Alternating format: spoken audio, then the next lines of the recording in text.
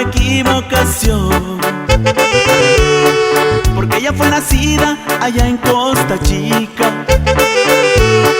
mientras que yo fui criado en Monterrey, Nuevo León.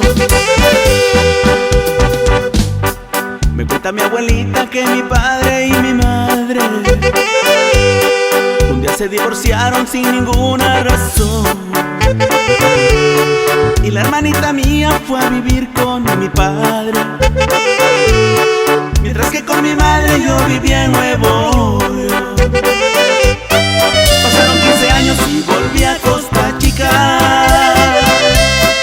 Entonces fue que vino la fatal ocasión, que enamoré a mi hermana sin saber que era ella, y en un baile que estaba le declaré mi amor.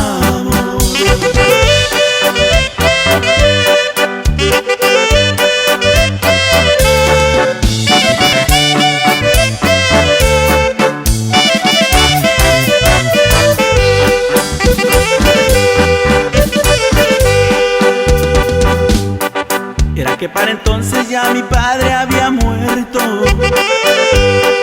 y nadie imaginaba, y nuestro amor siguió.